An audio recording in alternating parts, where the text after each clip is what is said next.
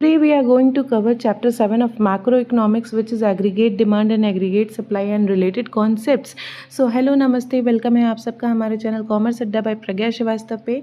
I hope कि आपकी पढ़ाई अच्छी चल रही होगी। So let's start the fresh new chapter जो है एग्रीगेट डिमांड। एग्रीगेट डिमांड कहीं ना कहीं आपने डिमांड क्लास 11th में पढ़ा होगा, अगर आपको याद हो तो। डिमांड क्या होता है? Refers to the quantity of a commodity that a individual customer is willing and able to buy at a particular price during a given period of time.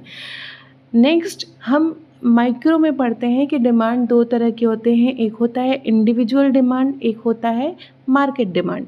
For example individual demand के case में suppose करो कि किसी एक commodity की बात हम कर रहे हैं। एक कमोडिटी की डिमांड अगर सिंगल एक इंडिविजुअल कस्टमर कर रहा है then it is individual demand. उसी एक कमोडिटी की डिमांड पूरे मार्केट में जितने भी कस्टमर्स हैं वो सारे मिल के कर रहे हैं, उसे कहते हैं हम मार्केट डिमांड। नेक्स्ट अब हमारे पास आता है एग्रीगेट डिमांड क्लास 12th में, जो कि कहता है कि एग्रीगेट डिमांड क्या होता है। एग्रीगेट डिमांड अगर पूरी इकोनॉमी में जितने भी कस्टमर्स हैं और जितनी भी फाइनल गुड्स एंड सर्विसेज हैं उन सब का प्रोडक्शन जो हुआ है और उसका डिमांड हमारे चारों सेक्टर्स के कस्टमर्स कर रहे हैं, then it is aggregate demand. मैंने क्या बोला कि हमारे इकोनॉमी में जितने भी variety of final goods and services का प्रोडक्शन हो रहा है और उसका डिमांड जब चारों सेक्टर्स के कस्टमर्स कंज्यूमर्स कर रहे हैं तो हम उसे क्या कहते हैं? Aggregate demand. See aggregate demand refers to the sum total of demand for all goods and services in an economy during the period of accounting year। हम एक साल के दौरान जो भी फाइनल गुड्स एंड सर्विसेज का प्रोडक्शन कर रहे हैं, जितनी भी variety of goods and services हैं, उनका डिमांड जब पूरे मार्केट के हिसाब से हम स्टडी कर रहे हैं, चारों सेक्टर्स के कंज्यूमर्स के हिसाब से स्टडी कर रहे हैं, then it is aggregate demand. It is a flow concept. ठीक है, पूरे साल की हम बात कर रहे हैं, that is why it is a flow concept. अब मैंने डेफिनेशन में एक वर्ड यूज़ किया कि हमारे चारों सेक्टर्स के कस्टमर्स डिमांड कर रहे हैं, तो क्वेश्चन आता है कि ये चार सेक्टर क्या हैं भाई, कौन से ये चार सेक्टर हैं? तो आपने सर्कुलर फ्लो में पढ़ा होगा कि आपके पास चार सेक्टर निकल के आते हैं। उसमें पहला होता है private final consumption expenditure. Private final consumption expenditure मतलब किसी हाउस होल्ड का एक्सपेंडिचर जो कि इंडिविजुअल कंज्यूमर होता है। हर हाउस होल्ड का जो कंज्यूमर एक्सपेंडिचर है, जो कंजम्पशन एक्सपेंडिचर है, उसे हम डिनोट करते हैं कैपिटल C से। ठीक है, नेक्स्ट हमारे पास जो कैटेगरी आती है वो आती है फर्म की। अगर फर्म प्रोडक्शन कर रहा है तो वो प्रोडक्शन को क्या कहा जाता है? फर्म प्रोडक्शन कर रहा है तो उसे हम कहते हैं इन्वेस्टमेंट एक्सपेंडिचर, जिसे हम डिनोट करते हैं I से। आफ्टर दैट हमारे पास थर्ड एक्सपेंडिचर आता है या थर्ड सेक्टर आता है गवर्नमेंट का। गवर्नमेंट कहाँ पे इन्वेस्टमेंट करती है भाई? गवर्नमेंट आपकी इंफ्रास्ट्रक्चर डेवलपमेंट पे इन्वेस्टमेंट करती है, और ये जो गवर्नमेंट का खर्चा होता है उसे हम कहते हैं गवर्नमेंट एक्सपेंडिचर, जिसे हम डिनोट करते हैं कैपिटल G से। आफ्टर दैट हमारे पास फोर्थ सेक्टर निकल के आता है क्या? नेट एक्सपोर्ट्स, यानी कि रेस्ट ऑफ द वर्ल्ड, जिसे हम डिनोट करते हैं X-M। तो हमारे पास फोर सेक्टर्स क्या क्या निकल के आए? पहला तो प्राइवेट फाइनल कंजम्पशन एक्सपेंडिचर यानी कि हाउस होल्ड। ठीक है, दूसरा प्रोड्यूसर सेक्टर जो कि इन्वेस्टमेंट एक्सपेंडिचर इनकर करता है। तीसरा गवर्नमेंट एक्सपेंडिचर यानी कि गवर्नमेंट सेक्टर की यहाँ पे बात हो रही है। और चौथा नेट एक्सपोर्ट्स यानी कि रेस्ट ऑफ द वर्ल्ड की बात हो रही है। तो बेसिकली हमारे पास फोर सेक्टर्स निकल के आते हैं, और ये फोर सेक्टर्स क्या कर रहे हैं? खर्चा कर रहे हैं, डिमांड कर रहे हैं। सो दैट इज़ वाई AD का हमारे पास फॉर्मूला डिराइव होता है कि AD is equals to C + I + G + X-M। So this is the formula for AD in a four sector economy. याद रखिएगा, ये फॉर्मूला है फोर सेक्टर ऑफ इकोनॉमी में। आपने ये चारों sector circular flow of income में हमारे फर्स्ट चैप्टर में पढ़ा है। ठीक है, आफ्टर दैट आपने वहाँ पे ये भी पढ़ा था कि फोर सेक्टर्स तो एग्जिस्ट करते हैं, बट हम जो स्टडी करते हैं मैक्रो में वो टू सेक्टर्स के हिसाब से ही स्टडी करते हैं। तो हमारे पास AD का कंपोनेंट क्या क्या आता है? टू सेक्टर्स में कौन कौन से कंपोनेंट आते हैं? C और I यानी कि कंजम्पशन एक्सपेंडिचर और इन्वेस्टमेंट एक्सपेंडिचर, यानी कि हाउस होल्ड और फर्म की हम बस बात करते हैं। तो हाउस होल्ड और फर्म की अगर हम बात करें तो हमारे पास चार सेक्टर में से दो सेक्टर निकल के आता है। कौन सा? AD is equals to C + I। अब क्या हम एग्रीगेट डिमांड को एग्रीगेट या टोटल एक्सपेंडिचर कह सकते हैं? बिल्कुल कह सकते हैं। अगर आप डिमांड कर रहे हो दैट मीन्स आप खर्चा करने के लिए रेडी हो। ठीक है, आप पे करने के लिए रेडी हो, that is your expenditure. So it is aggregate और total expenditure on final goods and services in the economy. ठीक है। अब नेक्स्ट जो पॉइंट है कि जो भी आप डिमांड की स्टडी करते हो, एग्रीगेट डिमांड की स्टडी करते हो, वो किसके रिलेशन में करते हो? लाइक लॉ ऑफ डिमांड हमने 11th में पढ़ा था, तो वो प्राइस के रिलेशन में होता है। यहाँ पे जो एग्रीगेट डिमांड का स्टडी आप करते हो वो इनकम की रिलेशन में होता है, relation of aggregate demand with income level. तो अगर इसके रिलेशन की बात करें तो इनकम और डिमांड का कैसा रिलेशन होता है? पॉजिटिव रिलेशन होता है। Positive relation as in, positive relation का मतलब है कि अगर इनकम इंक्रीज़ कर रही है, सपोज वाई आपका इंक्रीज़ कर रहा है, ठीक है, अगर वाई इंक्रीज़ कर रहा है तो जो डिमांड है वो भी इंक्रीज़ कर रहा है। अगर वाई डिक्रीज़ कर रहा है तो जो डिमांड है वो भी डिक्रीज़ कर रहा है। That is positive relation. मतलब ये जो एरो है वो सिमिलर डायरेक्शन में मूव करेगा, या तो दोनों अपवर्ड्स जाएंगे या तो दोनों डाउनवर्ड्स जाएंगे। इसी को हम पॉजिटिव रिलेशन कहते हैं इकोनॉमिक्स की टर्म्स में, इकोनॉमिक्स की भाषा में इसे ही हम पॉजिटिव रिलेशन कहते हैं कि अगर दोनों वेरिएबल आपका अपवर्ड डायरेक्शन में जा रहे हैं, एक ही डायरेक्शन में मूव कर रहे हैं या डाउनवर्ड जा रहे हैं, उसे हम क्या कहते हैं? Positive relation. Positive relation as in मतलब क्या कि अगर हमारी इनकम बढ़ रही है तो हमारा डिमांड भी बढ़ेगा। ह्यूमन नेचर है, जब हम अर्न करते हैं तो कंज्यूम करते हैं, और जितना ज़्यादा से ज़्यादा अर्न करते जाते हैं उतना हमारा कंजम्पशन लेवल, हमारा डिमांड बढ़ता जाता है। That is Y demand curve का स्लोप कैसा होता है? पॉजिटिव होता है। पॉजिटिव रिलेशन है, इस वजह से पॉजिटिव स्लोप होता है। अब अगर इसका डायग्राम हम देखें तो हमारे पास डायग्राम निकल के आता है कि एक्स एक्सिस पे सपोज करो हमने शो किया एग्रीगेट डिमांड, वाई एक्सिस पे लेवल ऑफ इनकम है हमारा। अब हमने क्या किया कि कोई इनकम लेवल Y2 पे हमने कंजम्पशन रखा O2। हमारा जब इनकम इंक्रीज़ हो गया, फाइन, हमारी इनकम इंक्रीज़ हुई तो हमारा इनकम Y2 से Y पे शिफ्ट हो गया, और वहाँ से फिर डिमांड जो है हमारा कमोडिटी का वो O2 से O पे शिफ्ट हो गया। आफ्टर दैट अगेन इनकम हमारा इंक्रीज़ हुआ Y से Y1, तो हमारा जो डिमांड कर्व है, हमारा जो कंजम्पशन लेवल है वो O से O1 शिफ्ट कर गया।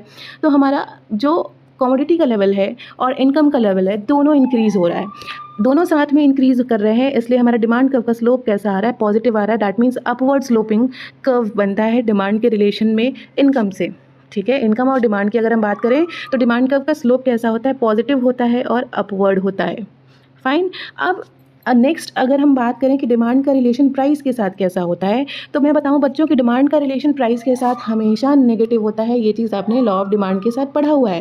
ह्यूमन नेचर है कि जैसे जैसे हमारी प्राइस इंक्रीज़ होती है किसी कमोडिटी की, हमारा डिमांड घटता जाता है। इसी वजह से डिमांड कर्व का जो स्लोप होता है वो डाउनवर्ड स्लोपिंग होता है, इनकेस अगर आप प्राइस के साथ उसका रिलेशन देख रहे हो तो। फाइन, आई होप कि आपको यहाँ तक की चीज़ें क्लियर हुई होंगी, ठीक है। अगर क्लियर हुई हैं बच्चा तो don't forget to hit the like button and also comment if you feel like anything to suggest or anything to ask. Next, आपको चैनल सब्सक्राइब करना नहीं भूलना है। In case if you are new to the channel तो channel subscribe करना ना भूलें। So now let's continue forward. अब हमने कवर किया कि एडी के दो कंपोनेंट्स हैं हमारे पास। कौन कौन से दो कंपोनेंट्स हैं? कि एडी के दो कंपोनेंट्स हैं, AD is equals to C+I, यानी कि AD is equal to household sector plus producer sector. जब हम इन दोनों की बात करते हैं, the aggregate demand is in a two sector economy is the sum total of consumption and investment demand, ठीक है। जब हम इन दोनों सेक्टर की डिमांड को ऐड कर देते हैं तो हमें क्या मिलता है? Aggregate demand in case of two sector model, ठीक है। अब कंजम्पशन की बात करें तो कंजम्पशन क्या है? कंजम्पशन बेसिकली अगर हाउस होल्ड कितना खर्च करना चाह रहा है आपके फाइनल गुड्स एंड सर्विसेज पे to satisfy their needs and wants, that is consumption expenditure. For आप डेफिनेशन देखो, it is the total expenditure by the households on the purchase of final goods and services for satisfying their wants and needs. Like आपने expenditure किया, कहाँ आप expenditure कर रहे हो? आप खाने के लिए कर रहे हो, आप रेंट दे रहे हो, आप कपड़े पहन रहे हो, आप एजुकेशन के लिए फीस दे रहे हो, आप हेल्थ फैसिलिटीज़ ले रहे हो, हर जगह जो आप डिमांड कर रहे हो, जो आप खर्च कर रहे हो, that is your consumption expenditure, fine. अब अगर इन्वेस्टमेंट एक्सपेंडिचर की हम बात करें तो कोई भी फर्म कहाँ पे इन्वेस्टमेंट करती है? अगर फर्म पैसा लगा रही है कैपिटल गुड्स पे ताकि वो फर्दर प्रोडक्शन कर सके, फ्यूचर में ग्रो कर सके, that is investment expenditure. It is the expenditure by the producer sector on the purchase of capital goods, plant, machinery, building equipment etcetera for the purpose of future production, ठीक है। For example purchase of machines, tools, factory building, constructions, basically वो सारा amount जो कोई firm, जो कोई producer invest करती है कैपिटल गुड्स पे ताकि उन गुड्स की मदद से वो फ्यूचर में प्रोडक्शन कर सके, तो that is investment expenditure. Next हमारे पास आता है कि अब एग्रीगेट डिमांड का कर्व कैसा होता है? तो कर्व बनाने के लिए पहले हमारे पास शेड्यूल होना चाहिए। शेड्यूल के लिए पहली चीज़ तो बच्चों के दिमाग में आता है कि टेबल हमें याद करना है। नहीं ना बेटा, टेबल आपको बिल्कुल नहीं याद करना है, टेबल आपको समझना है। और एक ये टेबल पढ़ोगे तो आपका 3 चैप्टर में ये सिंपल कॉमन टेबल आप 3 चैप्टर्स में ड्रॉ करोगे। लाइक चैप्टर 7 में भी यही टेबल बनेगा, चैप्टर 8 इनकम डिटर्मिनेशन में भी यही टेबल बनेगा, और chapter 9 excess demand deficient demand में भी यही टेबल बनेगा। और मैं बताऊं बच्चों, तो ये यूनिट 12 मार्क्स का है। अगर आपका ये चैप्टर क्लियर होता है, नेक्स्ट 2 चैप्टर बहुत आसान हो जाएगा। So don't just waste your time, focus करिएगा, कॉन्सेप्ट को समझने की कोशिश करिएगा, ठीक है। अब अगर हमें टेबल बनाना है तो हमारे पास सबसे पहला तो मुद्दा ये आता है कि टेबल में क्या क्या कंटेंट होना चाहिए। तो कॉमन सेंस, थोड़ा सा कॉमन सी एक सेंस होनी चाहिए कि हम जो भी एग्रीगेट डिमांड का बात कर रहे हैं वो किसके कंपैरिजन में कर रहे हैं, इनकम के कंपैरिजन में कर रहे हैं। तो हमारा पहला जो कंपोनेंट होना चाहिए शेड्यूल का, हमारा पहला जो मैं कहूँ कि पहला जो टेबल में सेक्शन होना चाहिए वो किसका होना चाहिए, इनकम का होना चाहिए, ठीक है। नेक्स्ट हमारे पास एडी के कंपोनेंट्स में क्या क्या होना चाहिए। इनकम के बाद हमारे पास होना चाहिए कंजम्पशन, इन्वेस्टमेंट, जो कि एडी के ही दोनों कंपोनेंट है। और लास्ट हमें निकालना ही है एडी, तो हम एडी निकाल देंगे C+I से। अब लेट्स सपोज कि हमने शुरू करना है हमारी इनकम से। सपोज़ कोई बंदा है जो कुछ नहीं अर्न करना है, ज़ीरो अर्न कर रहा है। अगर कोई बंदा ज़ीरो अर्न करना है तो क्या वो कंज्यूम नहीं कर रहा है कुछ?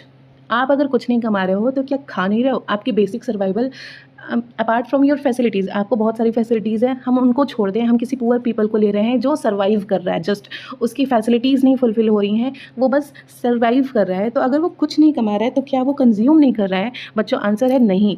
अगर वो कुछ कमा नहीं रहा है फिर भी वो कंज्यूम कर रहा है, बेसिक सर्वाइवल की नीड्स जो हैं उसको वो पूरी कर रहा है, ठीक है। तो जो पॉइंट, ऐसा पॉइंट क्वेश्चन एग्जामिनर पूछता है कि what is the point where the consumer earns zero.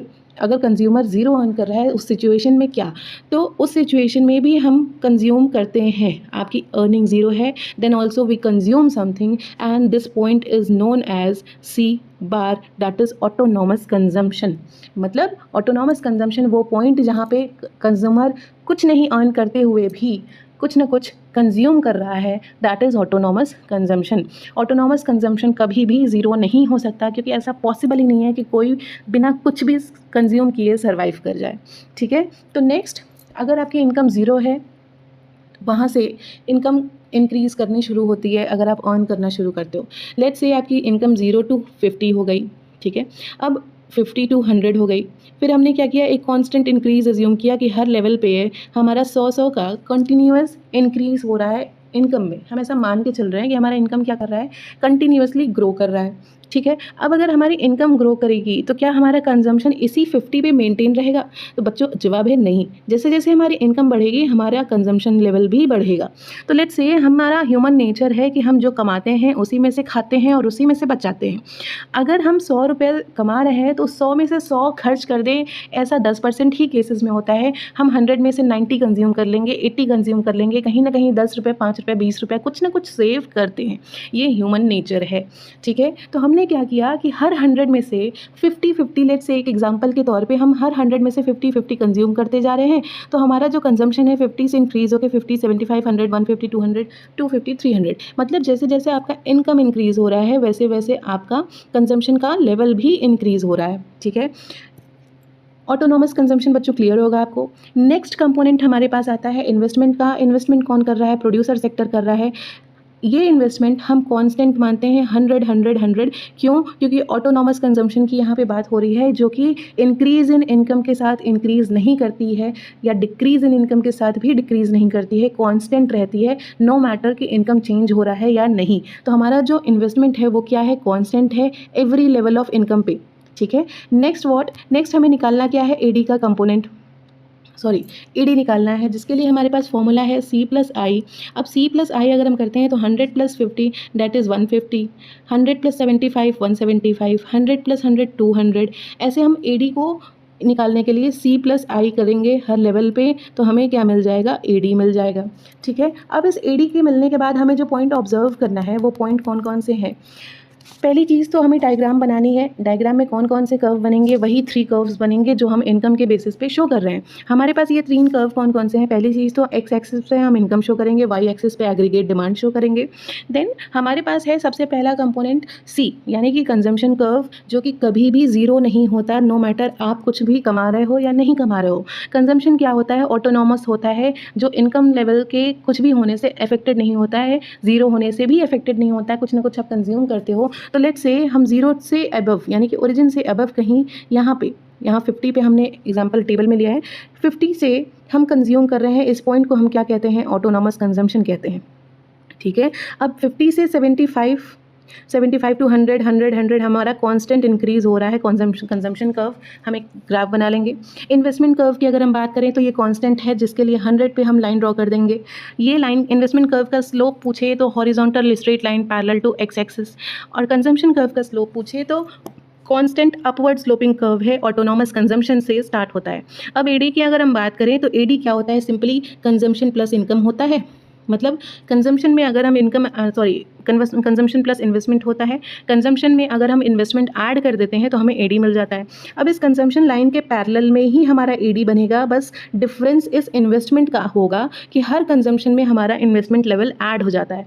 तो एडी कर्व का भी स्लोप कंजम्पशन कर्व के ही पैरेलल में होता है, बस ये जो बीच का डिफरेंस है, ये डिफरेंस कौन सा है? इन्वेस्टमेंट का डिफरेंस है। हर 100 का गैप है जो कंजम्पशन में ऐड होकर इन्वेस्टमेंट में कन्वर्ट हो रहा है और एडी में कन्वर्ट हो जा रहा है finally. So this is the slope of AD curve, consumption curve and investment curve. अगर कंक्लूजन के तौर पे मैं बोलूँ तो आपको याद क्या रखना है? इन्वेस्टमेंट हमेशा ऑटोनॉमस होती है, तो horizontal straight line parallel to X axis.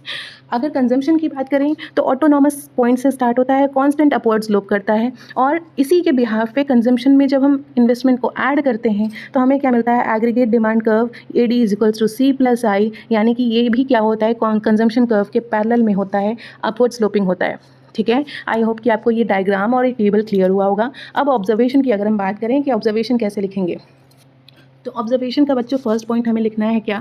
कि C is a positive function of Y। Consumption क्या है? इनकम का पॉजिटिव फंक्शन है, मतलब कि इनकम ज़ीरो हो तो भी कंजम्पशन रहेगा, जैसे जैसे इनकम इंक्रीज़ होगी कंजम्पशन लेवल इंक्रीज़ होता चला जाएगा। नेक्स्ट, कंजम्पशन कर्व का स्लोप कैसा होता है? तो consumption curve slopes upward with increase in income. After that हमारे पास थर्ड पॉइंट आता है इन्वेस्टमेंट कर्व का, जो कि कहता है कि I is autonomous investment which is not influenced by the level of income. मैंने क्या बोला कि इन्वेस्टमेंट कर्व जो होता है वो ऑटोनॉमस होता है, इनकम के लेवल चेंज होने से उसके ऊपर कोई असर नहीं होता। So that is Y income curve का स्लोप कैसा होता है? Parallel to X axis. ठीक है, अब एडी की अगर हम बात करें तो AD is sum of C plus I, that is Y AD का जो कर्व का स्लोप है वो भी क्या है? पॉजिटिव है।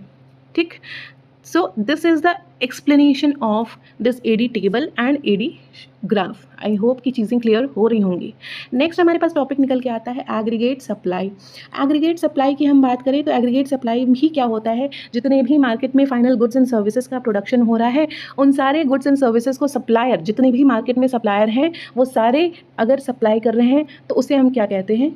Aggregate supply. It is the total flow of goods and services in an economy during the period of 1 year.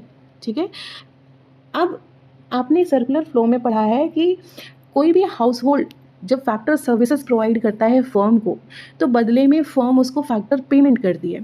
Factor services मतलब लैंड, लेबर, कैपिटल। ठीक है, ये कौन प्रोवाइड कर रहा है प्रोड्यूसर को? हाउस होल्ड प्रोवाइड कर रहा है। बदले में जो फर्म है वो फैक्टर पेमेंट कर रही है किसको? हाउस होल्ड को। किस फॉर्म में? Rent, interest, wages and profit.